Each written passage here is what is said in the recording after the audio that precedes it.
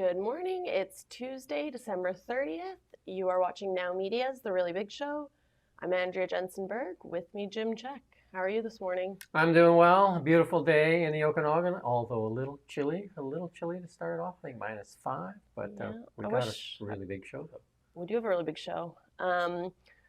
Few headlines today. Carney to reveal Carbon Taxation Scheme 2.0 in 2026. Fool me once, shame on you. Fool me twice, shame on me. Green scheme leads to stagflation. Liberals tout economy. Stats say otherwise. Canada's X-Files doc can't defend her value. Failed journalist and art dealer heads to Canada to lead as AI superpower. Liberal policies are the epitome of hypocrisy. Media dying in Canada with liberal policies. Who wins and who loses in Canada's immigration surge. All that glitters is golden, and yes, silver too. Trying to buy influence fails. Eby can't find support for the mess he's made.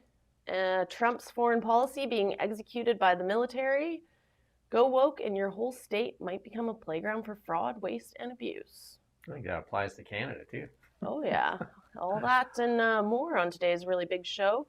Kicking it off, Carney has announced that it's going to be an industrial carbon tax, and he's claimed that businesses will pay most of it, but many speculate it's going to be passed down to consumers. Yeah, he's laid that out. He said that come 2026, they're going to lay out their whole climate agenda for 2026. So we kind of know that it's going to be CCUS. They talked about CCUS quite a bit. We already had 2 American companies move to Alberta for the 75% tax credits, and that's Tim Hodgson, the environment minister, has touted those companies as well. So we can expect a lot more of this, and in that MOU as well, there's the Pathways deal, and CCUS is laid out in there. So it's not like there's a lot of new stuff, but he's going to lay it out more formally, industrial carbon tax forming the basis of it. But we do have Franco from the Canadian Taxpayers Federation talking about a poll and what Canadians think about it. Let's hear it. As I already mentioned, just 12% of Canadians believe Carney that businesses will pay most of the cost of his industrial carbon tax, according to this Leger poll. And again, when you remove the people who said they don't know, the undecideds, when you remove those people, it's 86% of Canadians who understand, who say that businesses will pass on most or some of the cost of the industrial carbon tax to consumers. And like, I also want to circle back to what you said about this Ottawa bubble. For most folks outside of this Ottawa elite bubble, that, some of these people are living in. The affordability crisis hasn't gone away. It's still here, right? Like, people are still struggling to afford the basics. And a carbon tax, regardless of the label, regardless of, what politicians try to spin you, a carbon tax makes the necessities of life more expensive, okay? Higher prices, it's not a bug of the carbon tax. Higher prices is the feature of a carbon tax, right? That is essentially the point. The Trudeau Liberals told us forever, along with the Nobel laureate winning economists, that the carbon tax did not lead to inflation. And then after they removed it, they said, look at this, it's dropped inflation. And now they're saying again that this won't add to the price. But I mean, every business, what do you do with costs? You pass them on to the consumer. It's just basic economics. And now they're trying to tell you this. CCUS, and you've done a lot of work on CCUS, and you're doing a big thing on our TikTok on explaining CCUS for people to understand. It's kind of a wild scheme, actually, where they're going to take these massive HVAC units. This is one for carbon capture and then USA. They're sucking in the air, taking the carbon, sequestering it somehow, then driving it to another location and burying it. And the thought is that big companies, especially energy companies, are going to have to buy a certain amount of buried carbon to offset their emissions. Right. And there's not really any true long-term proof that the carbon's going to stay in the ground either. Energy superpower. And beyond that, Canada is one of the only nations still clinging to the green energy, what Trump here is calling a scam. Everyone else seems to be moving away. Let's play what Donald Trump warns nations about the green energy scam and what it does to your nation. Predictions made by the United Nations and many others, often for bad reasons, were wrong. They were made by stupid people that have cost their countries fortunes and given those same countries no chance for success. If you don't get away from this green scam, your country is going to fail. Telling you that if you don't get away from the green energy scam, your country is going to fail. And if you don't stop people that you've never seen before, that you have nothing in common with, your country is going to fail. I'm the president of the United States, but I worry about Europe. I love Europe. I love the people of Europe. And I hate to see it being devastated by energy and immigration. This double-tailed monster destroys everything in its wake, and they cannot let that happen any longer. You're doing it because you want to be nice. You want to be politically correct, and you're destroying your heritage. Yeah, I guess I misspoke. Germany's still on the climate train. Not really, because they bought LNG from none other than the United States of America that has no CCUS and will not do CCUS. The basis of a sound economy is cheap energy, cheap, affordable, reliable energy. If you look at what China's done with their economy, they've taken their economy basically out of like farming to this massive economy, second largest economy in the world now, because all forms of energy are being utilized, including solar, including wind, but gas, nuclear. And like Ian says, if they could, they would get 1 million people to ride bicycles with generators to generate electricity. It's all about energy. We say it on the show 1 million times. It's all about energy. The sad thing is Canada sits on vast resources of energy. And for the past 10 years, we've suppressed that energy. And it looks like we're on the same path, because the only way we can get energy out of the ground is to pay for this carbon capture tax. And the other thing is, 9 months later, we don't even have a decision as to whether we'll get a pipeline east or west. We don't even have a decision. And with Trudeau, they stopped the Northern Gateway pipeline, and Mark Carney was testified in committee hearing that it should not move forward. We could have had it already. If we want to diversify from the United States, we need a pipeline to the east or west coast. And if it took 9 months to not even get a decision, it'll be years upon years upon years. And Daniel Smith has a plan B, and then plan B is to go south and then west, and that's either through Washington or Oregon or the Keystone XL. This nation is more divided than ever. Yeah, also worth mentioning that the CCUS company, which was Carbon Capture USA, fled the United States because they're moving away from that, and now they're getting 75 cents on the dollar to operate in Canada. Yeah, so they've socialized the investment risk, and that's what Carney said at the UN meeting, at that same UN meeting where Trump just spoke.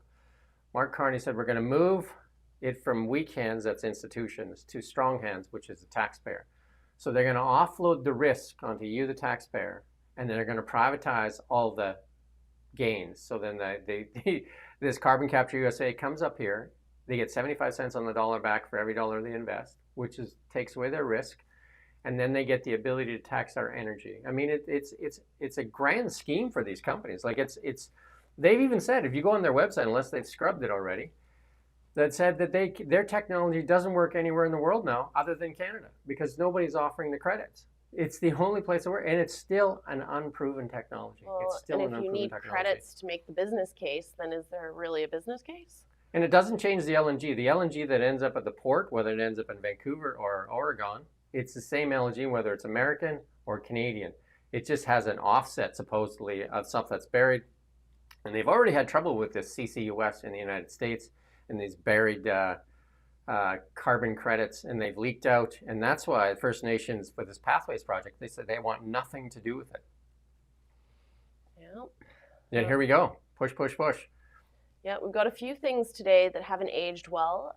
First one is a video of Al Gore, who you mentioned earlier, warning us that the polar ice caps are going to be melted by 2014. If you remember the climate hysteria from back then, the world should be gone by now. So let's listen in on Climate Religion 1.0. School, we had to watch that movie, Inconvenient Truth. I think I was in like grade 3. Mm-hmm. You're still. There is a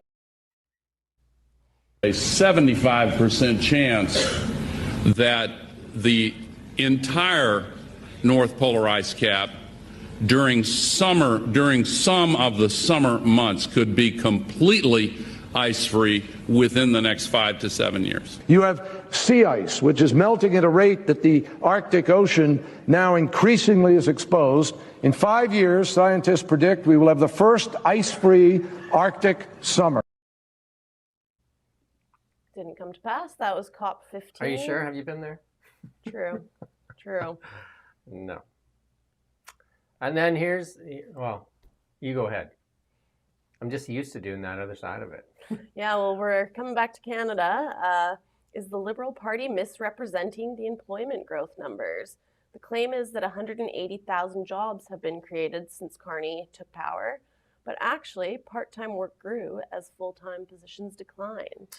Yeah, so this is that Liberal tout that's put out there, and they did this in the last quarter here because they're, like overall they're saying 180,000 jobs. Most of those are part-time jobs.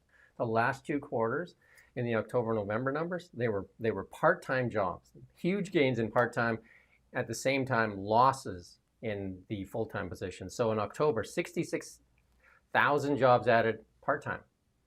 And then full-time lost 18,500. Again in November, 54,000 was part-time and 9,000 lost in the full-time jobs. And then, some people argue, oh, people want to work part-time. I mean, I've been in HR for a long time.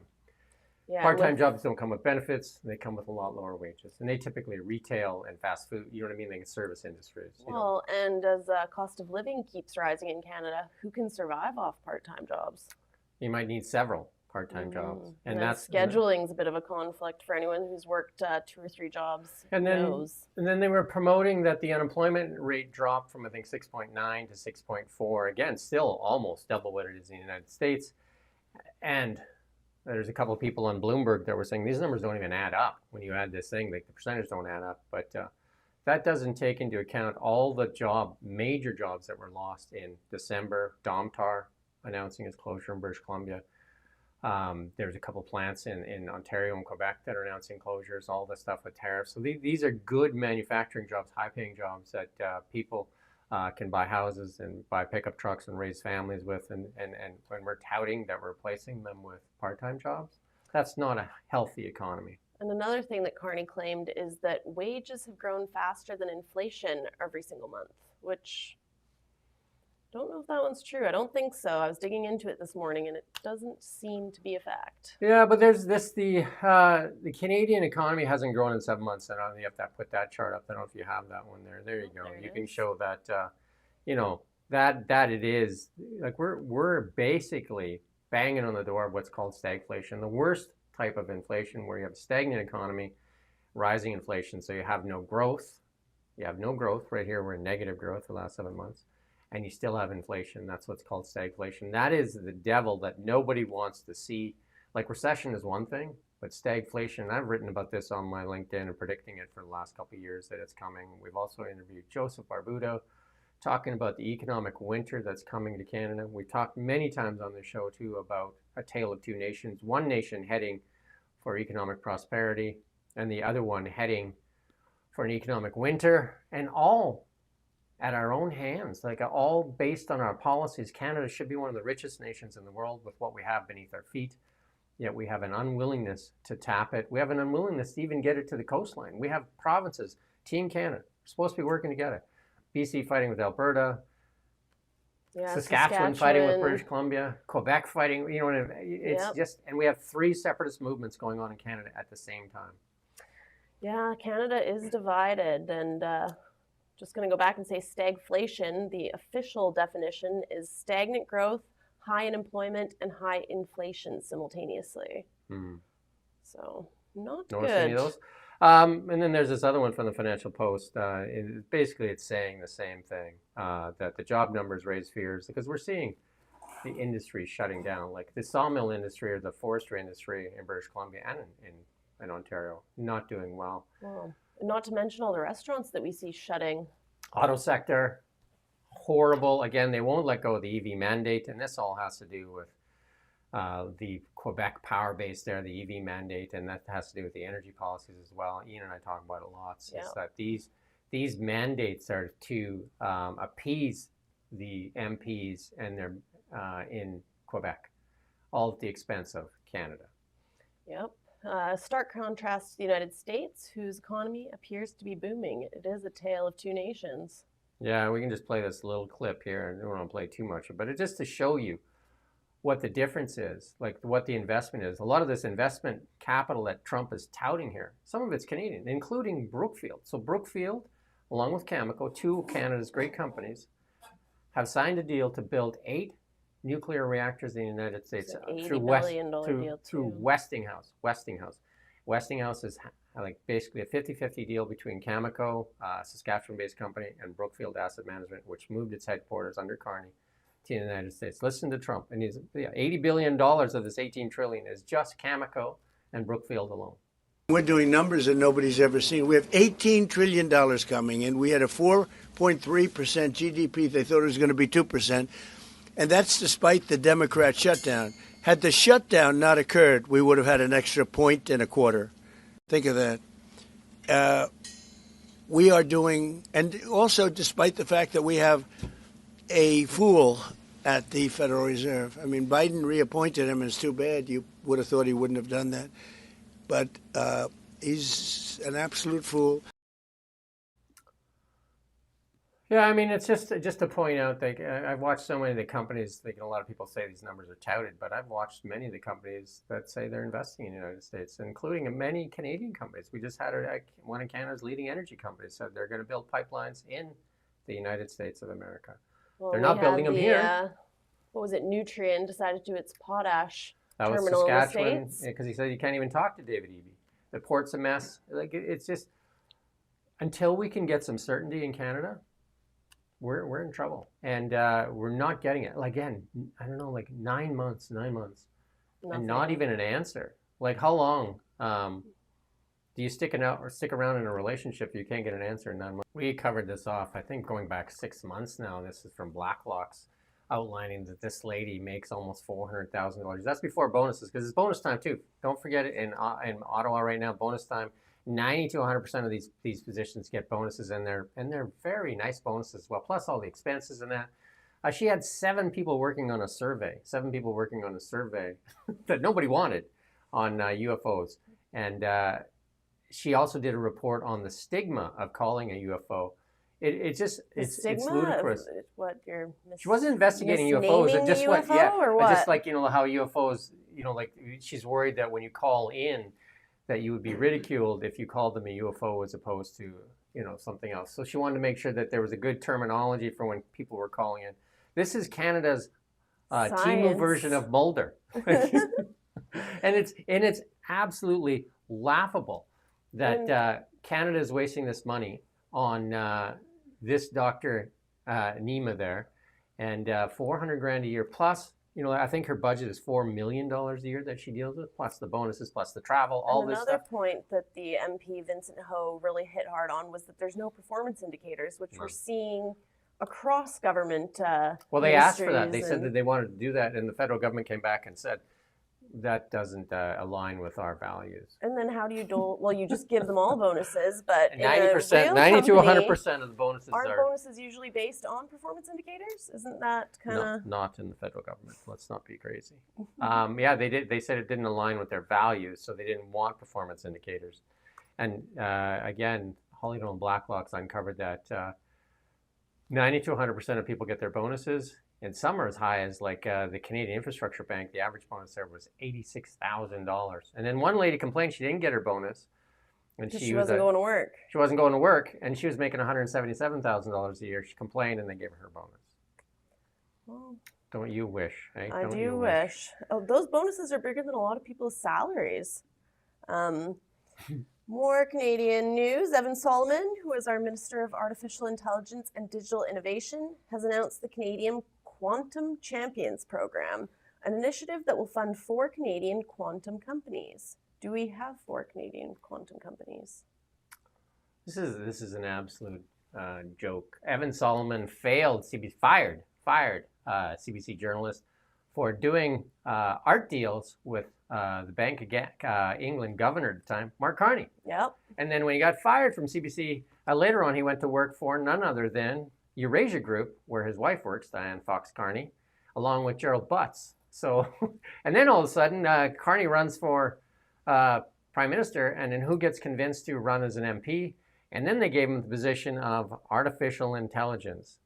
I think you could put a different word in front of that, intelligence. But Canada's going to invest $92 million. I mean, that's like an eyedropper compared to the investment that's going on in the world as far as didn't you have AI Mark goes. Zuckerberg hiring one person? Yeah, they're for paying one $100 person million? $100 million. One Yeah. salary is $100 million. It's absolutely ridiculous. I mean, Canada is not even close in the AI field.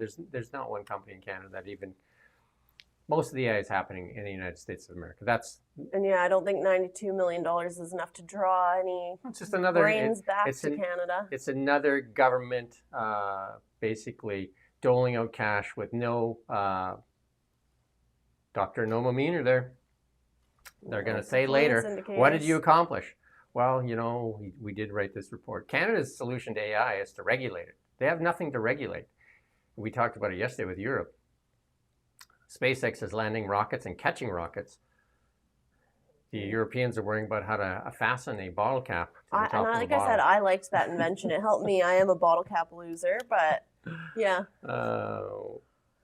Devin Solomon, again, failed as a journalist, then as an art dealer. Now he's running the most important area in the world right now, artificial intelligence, and this is the guy in charge. This is the guy in charge. Yeah. Plastic at home. I think you guys reported on this last week. Ottawa froze the export ban on single-use plastics.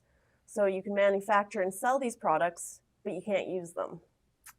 Yeah, that was from the environment minister. She finally came out with a decision and said, that ban on plastics, well, we've got to get rid of that because it's losing too many jobs. So we can manufacture straws and plastic bags and that, and we can sell them to the United States, but we can't use them in Canada. Well, and I was working in the restaurant industry when this ban came in. It was right after COVID, so they're already hit hard.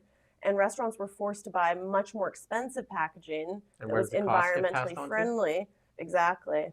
Oh. And you pay for it. And plus, you get yourself a paper straw that works for, how long does a paper straw work? No, like 30 seconds? And how much disintegrates into your mouth? How much glue do you ingest with a paper straw?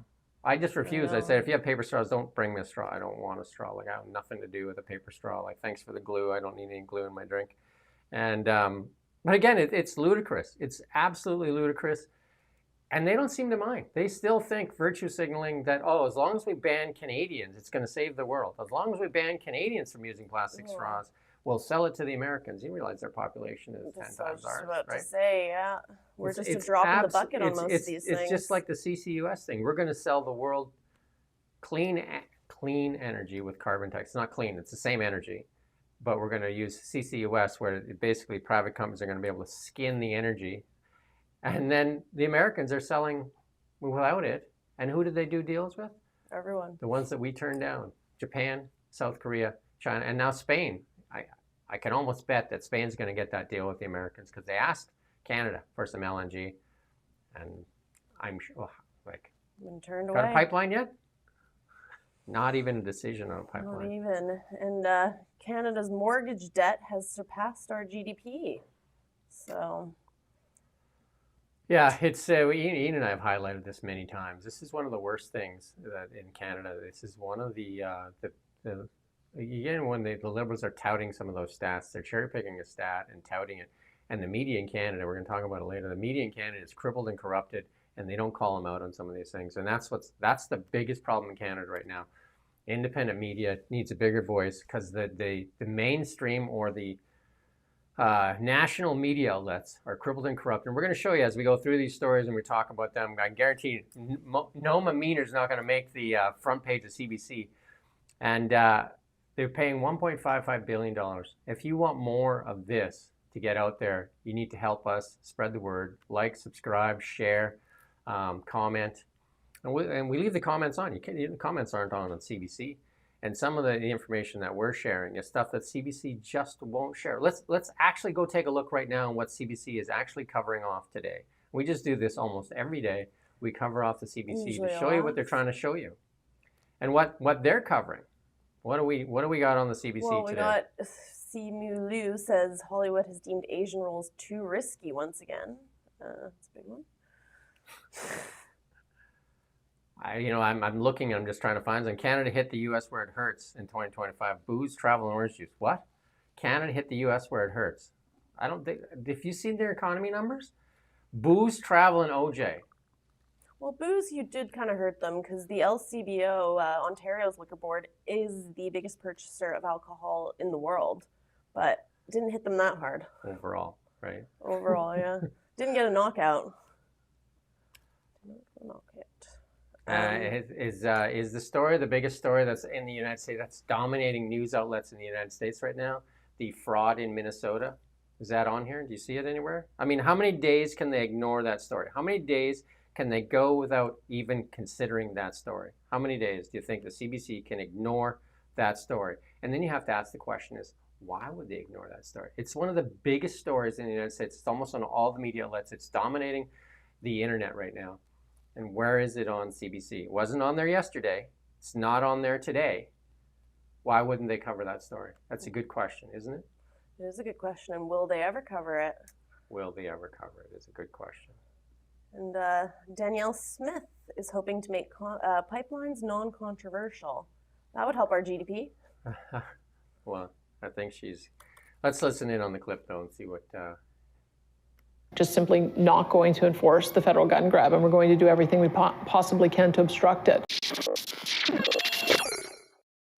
For Albertans who elected you leader and then subsequently premier, under the expectation that you would be tough not just on crime, but also on the federal government. Yeah.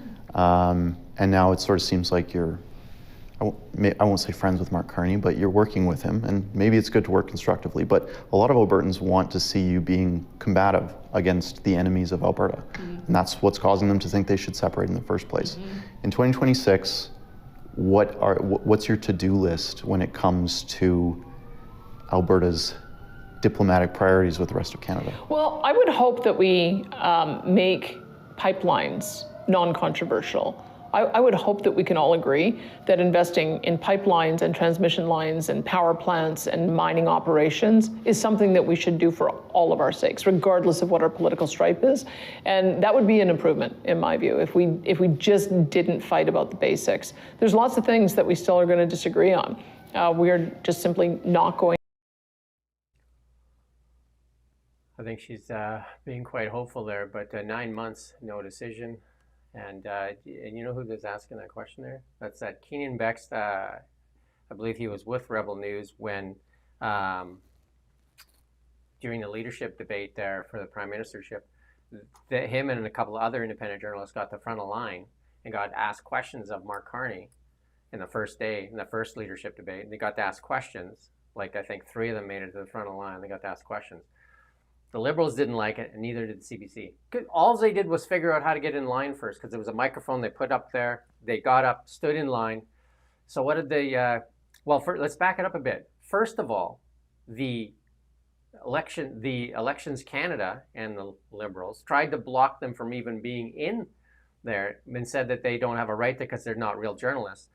So they went to court, and the court says, you can't block journalists. The government cannot decide who's a journalist and who's not a journalist. That's the basis of journalism. So they got in there. So they got the front line, got to ask the questions. And what did they do? The CBC then, Rosemary Barton and David Cochrane said they felt unsafe. They felt unsafe because those independent journalists were in there asking questions. And so what they did was they canceled the questions for the following day. And also now, isn't it the parliamentary gallery? It's the journalists that have to vote in other journalists to come. That's one of our 2026 goals, is to get Ian in there. He's living in Ottawa. But that should just enrage Canadians that the CBC and the Liberals work together to block independent journalism from doing a function to hold power accountable. And we're going to show you the power of independent journalism as we move through this here.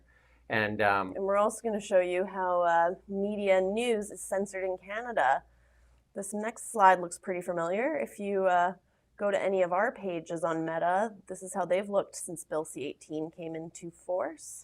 Thanks, Roland Barber. He's a MP, a Conservative MP, for coming to the party. Like, we've been complaining about this for 2 years now. Bill C-18 blocks. We lost like 200,000 people audience at least. We've lost an audience of 200,000 that we earn serving our community. And the community is only like 100 and some thousand. So if you got 200,000 in that community, pretty big number. So we lost that with Bill C-18. What it does is crush and cripple independent media in Canada. Most media outlets lost half their traffic and half their revenue, and close to 100 have failed since the introduction of Bill C-18. They know this. We've written them letters. We've talked to them. We've asked questions. We got to ask Mark Carney a question here and when he was in West Kelowna. And his answer was, you're not going to like the answer. The answer is we're going to give more money to CBC. And he made good on that promise. They gave him another $150 million, and right away they went out and gave the executive a raise. Meanwhile, more and more outlets close in Canada, and Canadians are censored. They can't see the information. And this is one of the things that the U.S. government has pushed back on for trade talks. They said the Online News Act censors platforms, and also the supply management of dairy supply management, and also not good for the consumer. These are two things that we're looking for the Americans to help us with, that the Canadian government and Liberals tend to want to censor Canadians. Well, and at the benefit of the few, at the expense of the many. And I'd have a really Especially good piece that I would ask people to go read. It's on my LinkedIn there, The Crippling of Media, the Real Threat to Democracy in Canada. And they use a thing called anchoring. And that's why, like, during COVID, you didn't see this stuff, climate change. They won't even look at new information. They say the science has decided. You've heard all those words. Science has decided.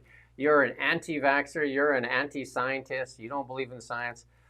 That is definitely not how science works. And then here's another person that's basically saying content not available.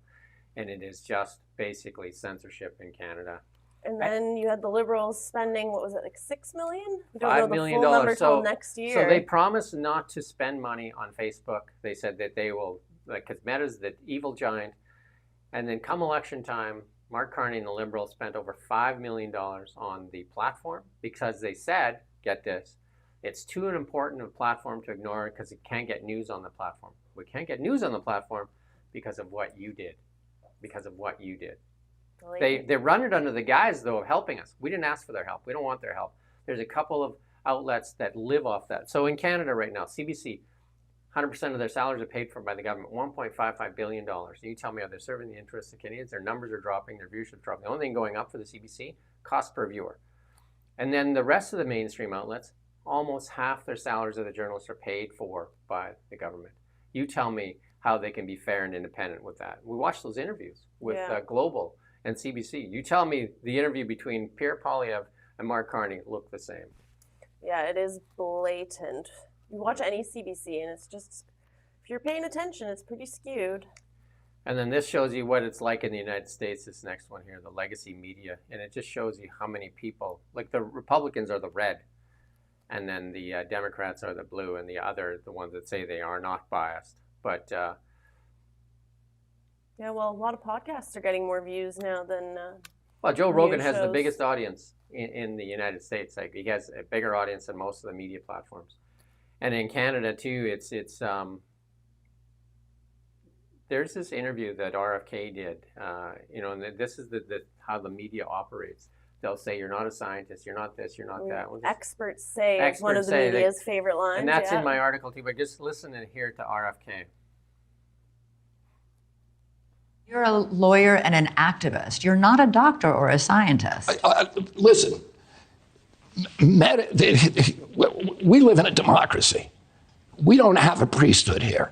We don't have high priests who are telling us we're in charge of our own lives. And Americans need to do their own research. And, listen, people say trust the experts. That became a mantra during COVID. I brought over 500 cases, and almost all of them involved a scientific controversy. My job is to read science, to learn it, and to be able to read it critically. And every case I've ever brought, there's an expert on that side and an expert on this side. When we brought the Monsanto case, there were 3 experts from Harvard, Stanford, and Yale. And we had 3 experts from Harvard, Stanford, Yale, and they were saying exactly the opposite thing. Saying trust the experts to me makes no sense at all. Trusting the experts is a function of religion and totalitarianism. It is not a function of democracy. In democracy, we question everybody. We have a lot of questions I want to get to, but yeah, the cornerstone of democracy is a free and independent media. If you go look up anchoring, this is what the mainstream media is guilty of, both in the United States and Canada. It's called anchoring.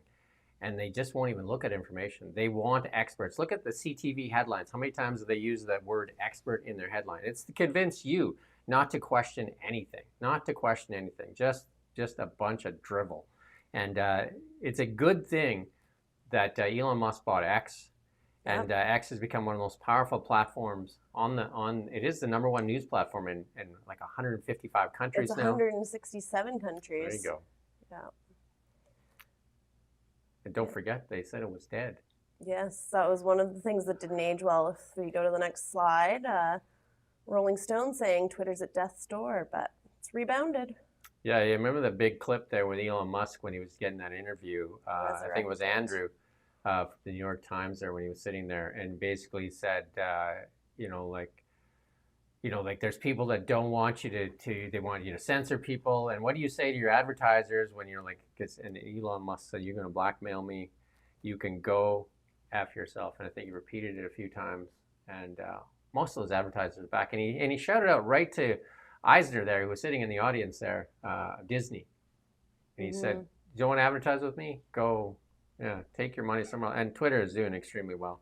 And again, independent journalism is doing extremely well. And it is where people are turning. They want the truth. And if you look at what that young man did, Nick Shirley there, I mean, this thing was being investigated by media outlets. In the United States, Fox News was doing some of the stories, but it wasn't getting the play that it was getting, that Nick Shirley brought attention to, because people have lost trust in mainstream media. For good reason.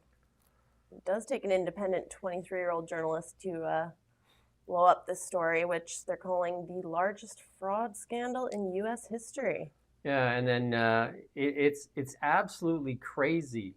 And then Chamath, a former Canadian, Chamath is a guy that's made like millions. I don't even know how much is he a billionaire yet? I'm not sure. But Chamath is a former Canadian. And he just said he's backed an idea to crowdfund a grant program to unleash tens of thousands of investigative journalists across the blue states, starting with California. I mean, we need it in Canada too. Fund independent journalism if you're going to fund anything. Like $1.55 billion. Imagine what we could get done here in Canada. Look at the stories that CBC covers on a regular basis. Most of the time, it's TDS stuff on there. They cover off stuff why you should hate Donald Trump. It is a propaganda machine, and that even came from the government's office. That the danger of the CBC becoming basically an arm of the PMO's office. And I think that danger has long since passed, and it's pretty much, you can sometimes go to, and Ian and I talk about, you can actually go to a PMO press release and go to the CBC website, and it's almost like word for word. Yeah, it is just rephrasing the press releases a lot of the time. And something else hasn't aged well. Mark Miller, tweet from a few years ago, stopping immigration won't fix Canada's housing crisis, and he had to eat his words. Ottawa cutting immigration has eased pressures on housing and labor. Mark Miller, one of the most sanctimonious MPs in Canada, when questioned about immigration, when it was at 1.5 million in coming into Canada, and housing, couldn't get access to healthcare, housing, rent, inflation, all that stuff. And the journalist questioned him, and he called that journalist a racist.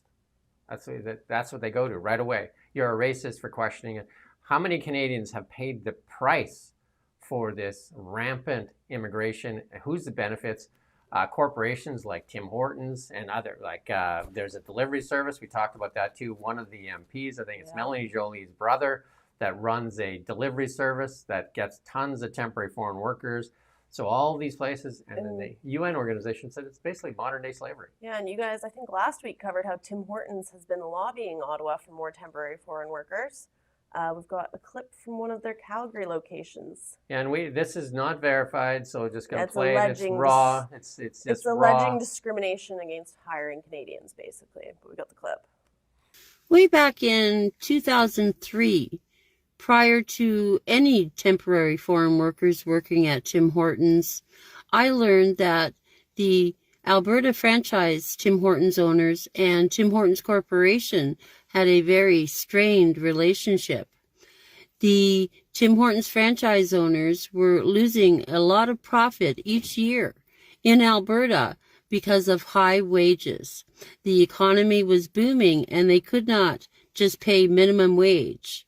So they were asking for a 2% reduction in royalties or a coffee price increase, and Tim Hortons Corporation was not approving this. So, to sum it up, Tim Hortons franchise owners here in Alberta, frustrated with paying high wages, threatened to mass walk out on Tim Hortons Corporation. Tim Hortons Corporation came back with a proposal to bring in foreign workers to bring down those high wages. With a few donations to Mr. Jason Kenney's riding, the program was approved. So basically, big business and the government. Get the idea, though. And well, she goes on further in that clip and says about I was told not to hire Canadians, and again, these are unsubstantiated. But again, there's a Tim Hortons in Ontario. They sold 4 franchises, fired all the staff, and that had worked there for 10 years, fired them all. And Tim Hortons had to get involved and said you have to hire them back because they wanted to hire temporary foreign workers. So this is blowing up in their faces for sure. And one of the comments here is saying that we're tearing down Canada. This is the problem with this, is people would rather continue with this fraud, waste, corruption, and abuse and have Canada destroyed than actually face the facts and have change. This is the problem. They would rather continue down this path. Like, who paid the price? Who pays the price for rampant immigration where people can't get access to a doctor? Here's a little clip here. This is who pays the price. The family of a 44-year-old man in Edmonton is demanding answers today after he died in an emergency waiting room area. He had gone to the hospital complaining of chest pain and collapsed after waiting for help for about 8 hours. This is not new. This has been going on for a while. 500,000 Canadians left ERs before seeing a doctor last year. Between 5 and 15% of emergency department patients left without being seen in 2024. It's estimated that between 8 and 15,000 Canadians die each year waiting in the emergency room. In 2023-2024, 15,474 Canadians died waiting for surgeries or scans. And since 2018, over 76. That's good enough. You get the point. We've done stories here at Kelowna. We've done stories on Now Media of people dying in waiting rooms. We've done stories that we can't access to. How many millions of Canadians don't have access to a family doctor? Rampant rent, rampant inflation. This is all what comes with unchecked immigration that can't support the system. So the beneficiaries, the corporations, who pays the price for you subsidizing that? So A&W and Tim Hortons don't want to pay higher wages. So Canadians subsidize that by not getting access to health care. And they always say no Canadians want to work these jobs. Which is a pile of... And if that's the case, if they don't want to work for $16 an hour, offer 17. If they don't want 17, 18, 19. So the Canadians work in tons of different jobs. It's just a fallacy. And if your business doesn't work at that price, then close it down, because that's what the rest of Canada gets, right? So they are powerful lobby groups, and they are taking advantage, and Canadians are paying the price for this. Canadians are paying for the price for this, and some of them with their lives and access to healthcare. I mean, I've too many stories of Canadians that don't get access to healthcare. And then you have people on here that are saying that we're destroying Canada by telling the truth. That's just ludicrous. Well, yeah, go back to the CBC. Like the cognitive dissonance. They keep their blinders on. Go back to the CBC and give them more money, because they deserve it. No, not us. Let's not go back there. But just saying that guy can go back to the CBC. Yeah. And then Canada, we were talking about buying the Swedish Gripens. Yeah, so another great decision. This is how Canada does its military decisions. We've been sitting on this decision. Stephen Harper ordered the F-35s back in 2015. Trudeau right away said we're not buying them, too expensive. So then they hand-wrung for, 8, 9 years? In 2023, Trudeau says we're going to buy the F-35s. That's like, how many years is that? Almost 10 years, right? Trudeau finally decides we're going to buy them. Still doesn't buy them. Now Mark Carney's in there with Melanie Jolie. Like, she's got to be one. She should be in artificial intelligence. And Melanie Jolie, now they're talking about buying the Gripens. And who do they get to do the work for that? The CBC. And they go out to the media, and they go out to the people, and the liberal trolls out there talking about how we got to get the Gripen because the Americans are horrible people. And then an independent review showed just how superior Well, here's the a demonstration F-35s are. of the F-35. Because they said that the Gripens can land on roads in the north, like you land on a highway. Let's look at what the F-35 can land on. I just get to the end there. It does take a while.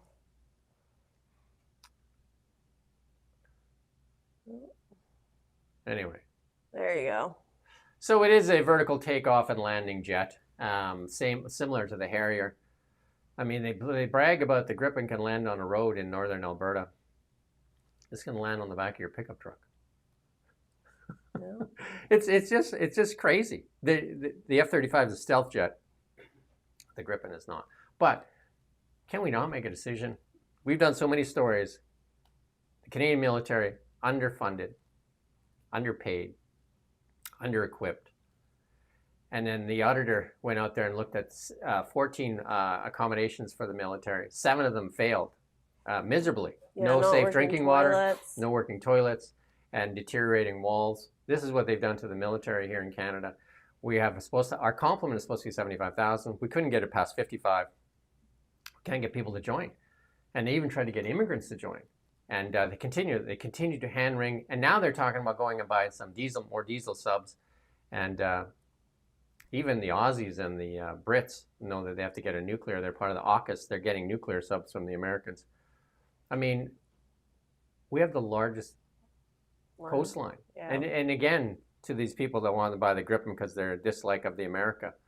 Who do you think protects? That's exactly what I was who going to protects say. Canada right now? Who protects the North right now? It sure isn't us. It's the Yeah. Americans with F-22s and F-35s and nuclear warships and submarines. Because Canada has how many nuclear warships and submarines? That's right, 0. We have 4 diesel subs, like from a UK garage sale that we bought way back when, I think in the 80s. 2 of them don't work. Well, 2 of them lit on fire as we were sailing them home from the UK, and we tried to get our money back. And the UK, the English said, not a chance. Those are yours. And so we have. This is how we treat our military. Like they bought sleeping bags. They weren't even good enough for like a Winnipeg weather.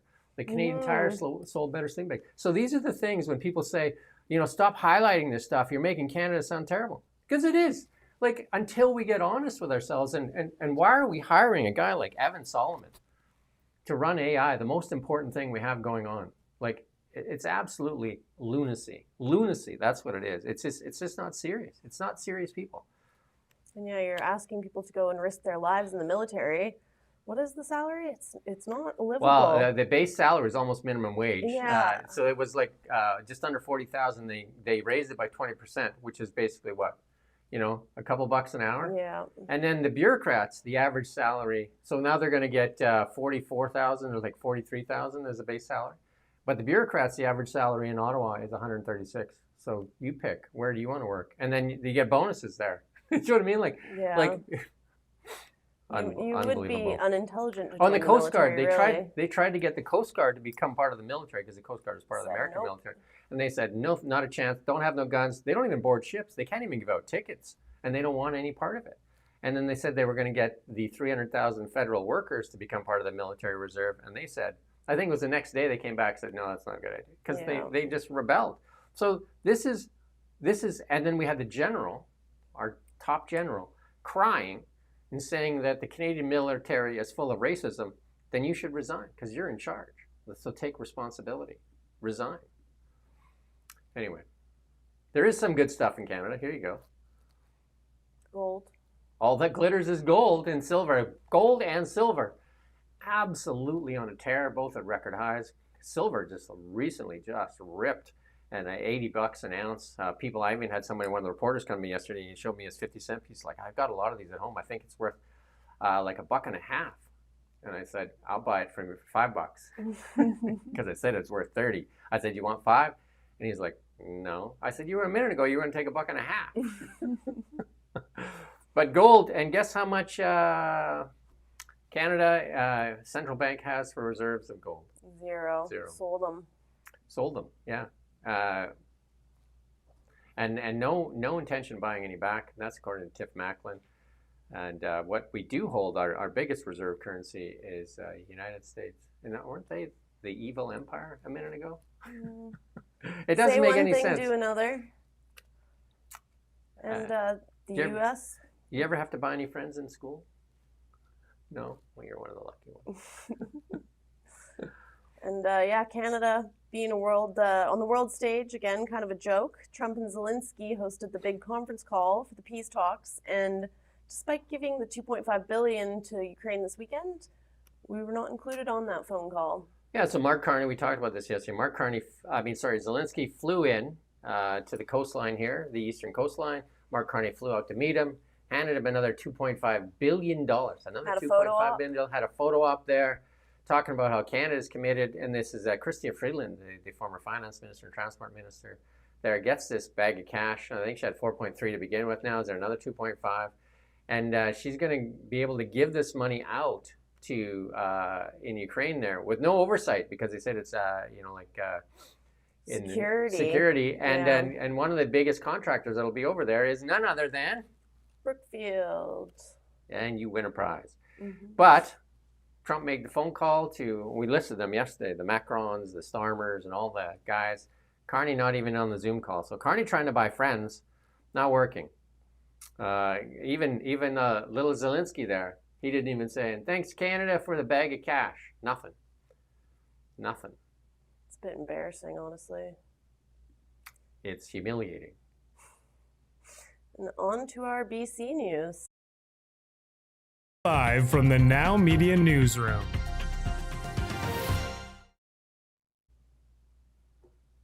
Well, first, we're highlighting a well-written opinion piece. It's warning of BC becoming a non-democratic society. This following the Gitsela ruling, not sure how to say that one, which further enshrined UNDRIP in our legal system. Potential consequence they're warning of is that all decision about BC laws and resources will have to go through consultation with the province's over 200 First Nation governments. And David Eby has made a mess. That is, I've interviewed Jeffrey Moyse, the Aboriginal lawyer that's worked for 6 different BC governments, and this is such a mess. And like they've been saying, we got to call back legislation. Jeffrey Moyse said that he thinks that a lot of this is being run just out of the Premier's office and with a few advisors, and those advisors have said that British Columbians need to pay a heavy price for reconciliation. Well, and he doesn't think most of the MLAs title in British Columbia is now up in the air. Yeah, and this is written by the president of the BC Cattlemen's Association. I recommend you go out and read this. This thing, David Eby has made such a mess. One of my suggestions a long time ago is he's going to have to back these mortgages, because you can't get a mortgage because, like, the bank wants a title in exchange for a mortgage. If you can't give them a clean title, they're not going to give you a loan. And that's what was happening in Richmond. So he said, oh, I'll back those, $150 million. Yeah. But the Vancouver Sun did an article and said that's more like $1 billion. And then, some other experts and then said Jeffrey Moyse said it's in the trillions. Yeah. No, trillions. Trillions. Well, BC, we got the extra cash for that, hey? So. Do we? I don't know where it is. Yep. And when I was looking into this too, it's interesting because we basically took the UN's stance on reconciliation and enshrined it within British Columbia's legal system. The only other country than Canada to have done that, Bolivia. And they said that they didn't need to do it. It was more of a virtuous thing. Even when they did it, they said, oh, it's just more of a, an optics thing. And turns out it's an optic mess. Well, it's redefining the laws. It's not part of our constitutional law. And it's making the best of BC, and an uncertainty. Who's going to invest in BC? Like, think about right now. I have a choice to open a mine in BC or the U.S. or Alberta. Where would you do it? If you're going to invest billions of dollars, where would you do it? Or if you're running a pipeline through and you have to consult with over 200 governments, are you going to really try to push that pipeline through? Well, we know even local realtors are saying that Albertans aren't buying property here in BC my father's a realtor, and he said there's a few people who've been planning moves say, oh, well, we're going to wait and see how this land acts things plays out. So. Made a mess. And another mess, in the healthcare system, the wrong patient was delivered to a Surrey home. Got the video. Well, I mean, healthcare is a massive crisis in British Columbia with ER closures. I think we just did another one here. ER closure after ER closure after ER closures, and some in like the more remote communities. We got the peds unit in Kelowna. We had the pediatric mess here in Kelowna where the doctors resigned, and then we had the massive resignation of OBGYNs, and then Vernon, the psychiatric doctors, and it's just mess after mess after mess. And, and during the winter in Canada too, if your local ER is closed, it's a pretty scary drive to the next one. You just have to travel over a northern pass, mountain pass, and hope that it's not snowing or blizzarding. as your leg bleeds out or something like that. Or imagine you go into labor in Kamloops, and for a while there, they were transporting them to Penticton. So that's not a comfortable ambulance ride. What was that, 3 hours? Yeah. I have Renee Merrifield on. We're doing Beyond the Ballot. That'll be, I think it's at 12 or 12:30. 12:30 today. So it's 12. I thought it was 12. Yeah, noon today. And we're going to do some predictions. And she's got her ear. She used to be a former MLA for the BC United. She has her ear to the ground. So she'll have a lot more to share on the mess here in British Columbia. And that's our BC section. Not going to play that clip? Which clip? We got a clip of what happened with the wrong patient. We'll pass by that now that we've moved into the next section. Moved on? Yeah. Live from the Now Media Newsroom.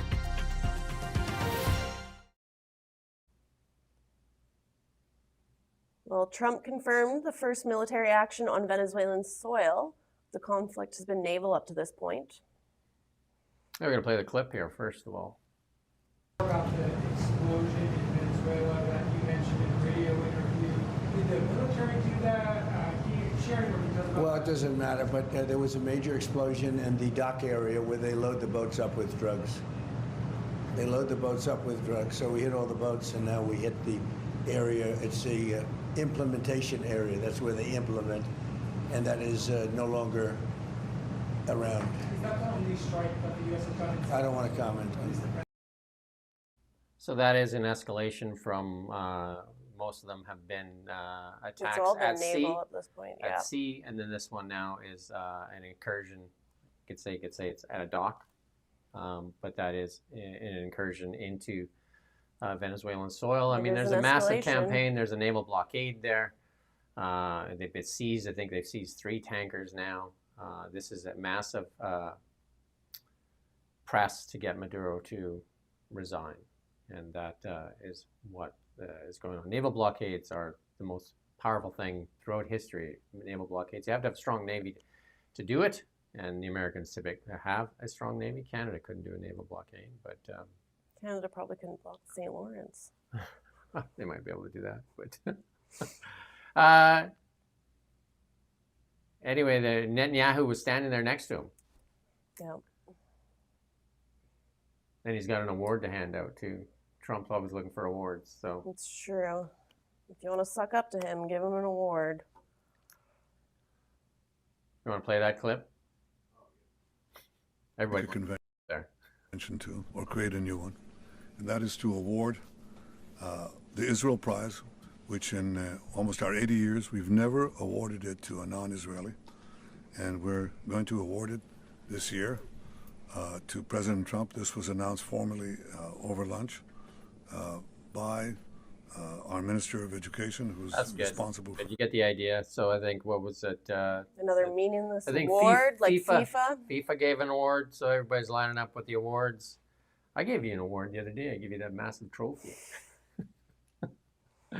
There's also, just to kind of go through this quickly here, Trump also sends another massive warning to Iran. And, I mean, that was top of our story. There's a lot of Trump flexing with the American military. I mean, it is the strongest military in the world. And he is flexing, but he also says Saudi Arabia might do the work for Hamas. But,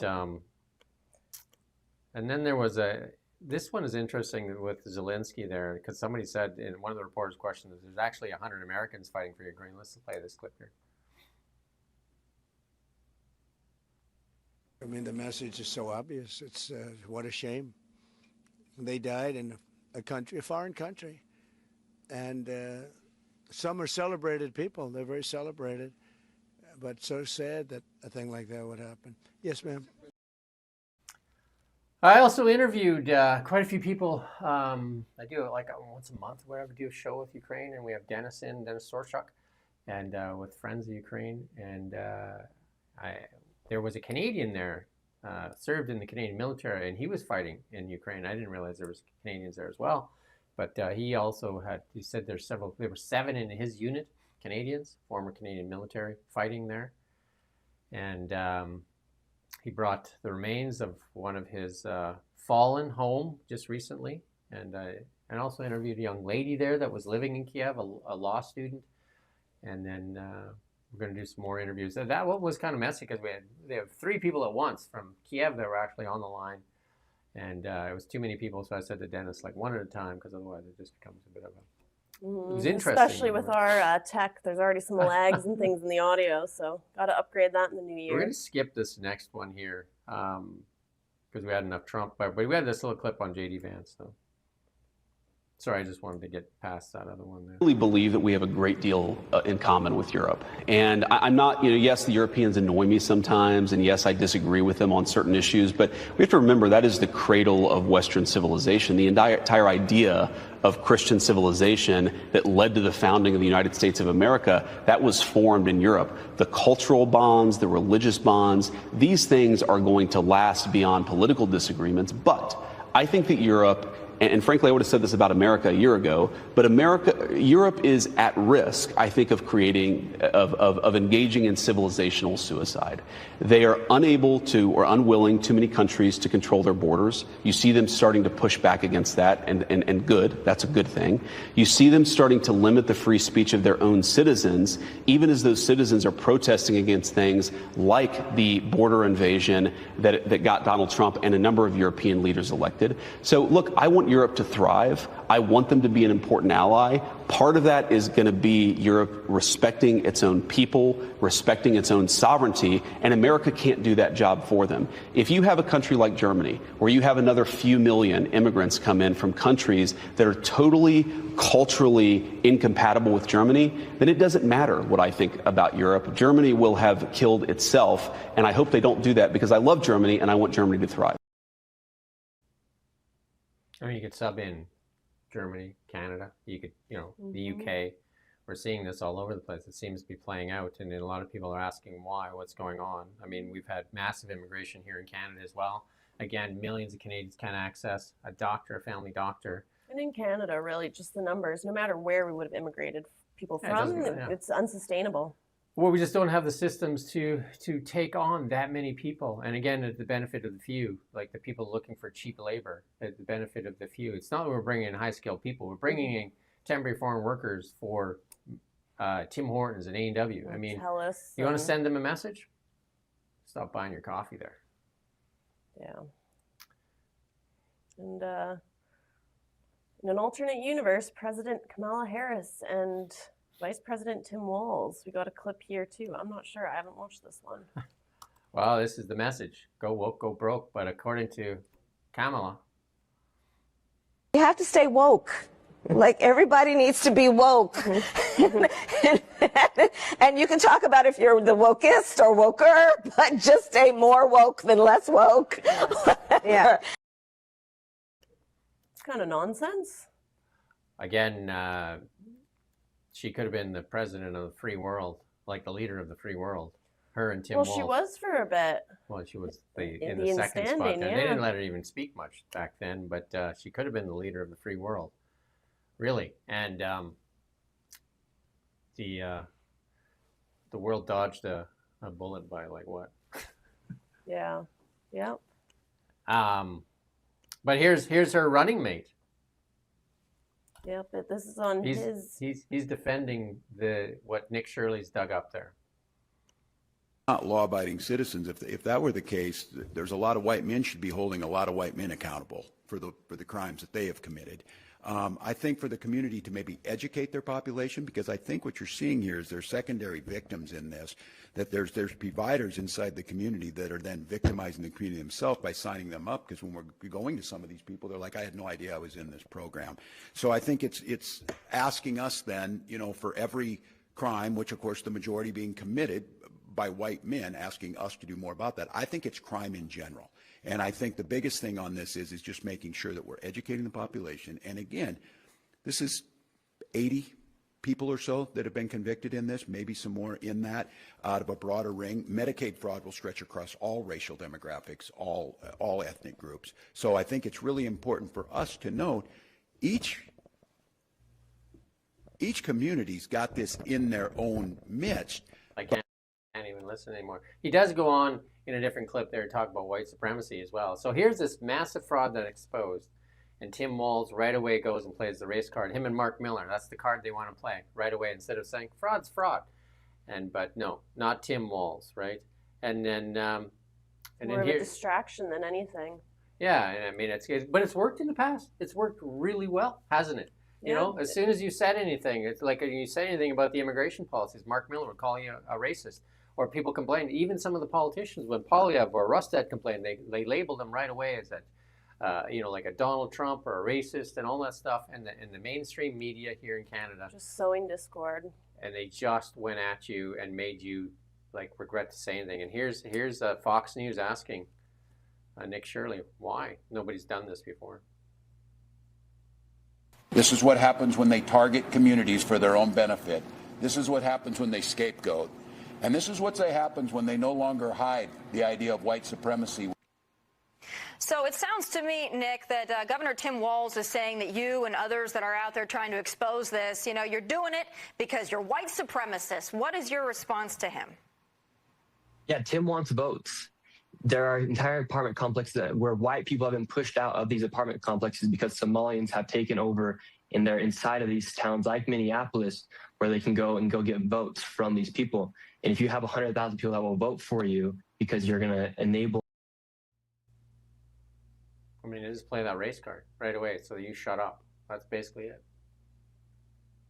And there is a report that a local Minnesota news outlet was running this story back in January 2025, but didn't get much play, like we said earlier. And we'll play this little clip here. Or we don't have the clip, I don't think. But anyway, the point is in this one is that there's a lack of trust in the mainstream media, and it takes an independent. Like Nick Shirley got I think it was 100 million views on that story. Mm-hmm. And it's got national attention. And does it have national attention in Canada yet? No. Every other Trump story has national attention, but that doesn't get it, right? Like the biggest story in the United States right now doesn't make it on the CBC's website. Well, it doesn't fit their narrative. There you go. Now you nailed it, right? Doesn't fit their narrative. So they don't cover that story, but they cover everything else, especially TDS stories and everything else that they need to do and how they can, make America seem like the devil all the time. They cover enough of that, don't they?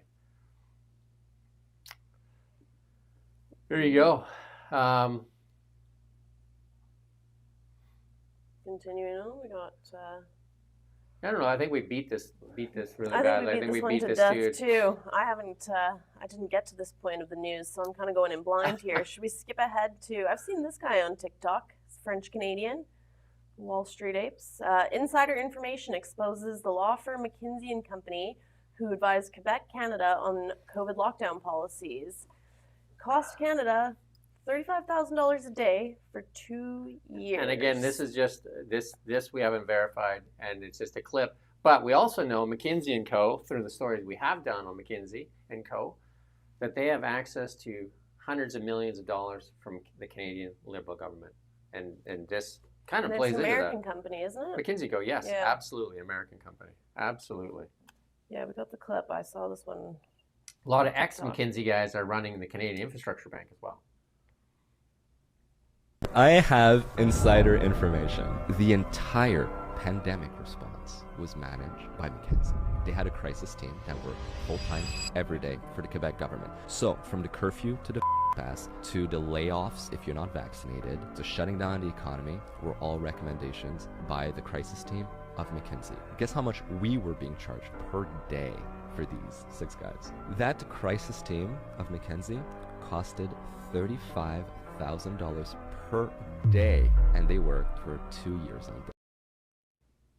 Well, it's an independent journalist alleging. We'll see if we get the facts to back that one up. They need to turn some independent journalists loose in Canada on the green scheme too, because we still don't have the paperwork on the alleged $200 million that was siphoned off by Stephen Guilbeault into green companies of his own. They won't release those papers. So when can we get some independent journalism funding so that we can get some answers for that kind of stuff? Because the Liberals won't release information. They are the most opaque and non-transparent government with almost zero accountability. Who's been fired? Well, and all the stuff that's happened. What do we have who's been numbers fired? on?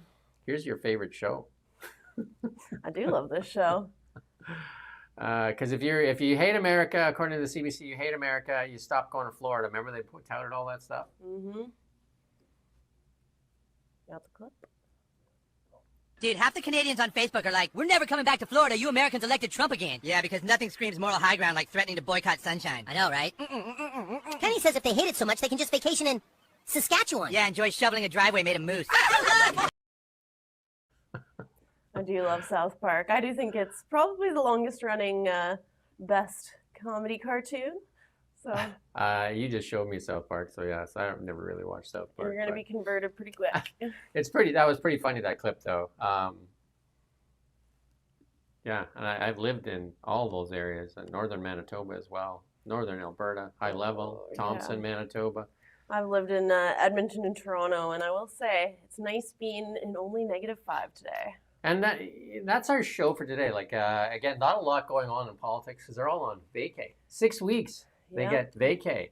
Well, on top of the summer shutdown, on top of, we ran the story yesterday. Was it 74 days they worked? 72 days 72 this year days? they worked. And the average year, they work about 130 days. A grueling schedule. Yes. In Canada's worst economic crisis since the Second World War, isn't it? Well, that's what they're saying since the Second World War. But the last time that we had this low days of House of Commons was 1937. So it was kind of that time.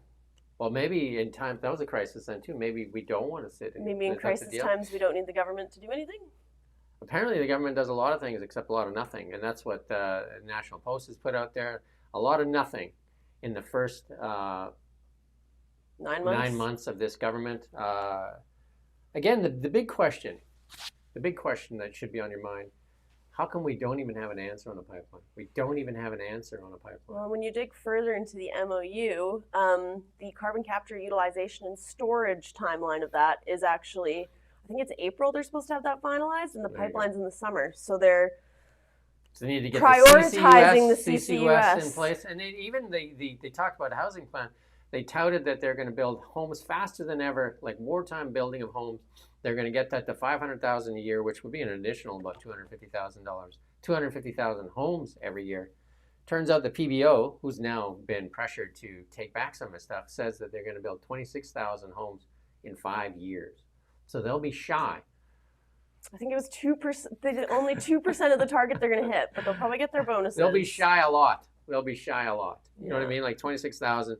And that was like $4.5 billion that's been slugged into that program. Well, it just shows the government's not the best builder. Not super efficient. And then that's our show for today. We're back tomorrow. We're back Wednesday. And then we're taking Thursday off, which is New Year's Day. And then we're back Friday. And then Ian's back on Monday. Ian's back on Monday. Yeah. But we're going to ask Mark Carney and his wife to take us out for this beautiful... Again. Why not? Hey, they've got a lot to take credit for, what they've accomplished so far this year. They're going to take us out here. Yeah, if you like what we're doing too, like and subscribe on YouTube, share it. We're also on TikTok. That. You can go on Now Rumble Media. Going. Rumbles we're going to get going, and we're also we're on Instagram now, Now Media News. Well, we'll see how long we last on Instagram, but... And with Substack, we kicked off Substack, so we're going to have on many more places, but on YouTube, like, share, and yeah, 2026 is going to be a big year. As many places you can, and then let's make this dance the new Canadian dance that replaces the chicken dance. Isn't that what they call that at the weddings there? The chicken dance, I think it is. I can't watch this clip anymore. There you go. We're going to play it. Let's play it, and it'll take you out, and then we'll just end it right after that. What? It's the same link as last time. We don't have to watch it. Let's put the image up at least to leave people with that image. She's got some fit arms, I'll say. I can't believe we don't have that link. We're gonna have to get that link because that's the best dance ever. All right. Well, again, we thank you for watching. We'll see you tomorrow morning. Andrea and I will see you tomorrow morning at 9 a.m. But Beyond the Ballot with Renee Merrifield and myself will be back here at noon. We're going to make predictions. And Renee's going to make some predictions for 2026. And until then, have a safe day. Like, share, subscribe.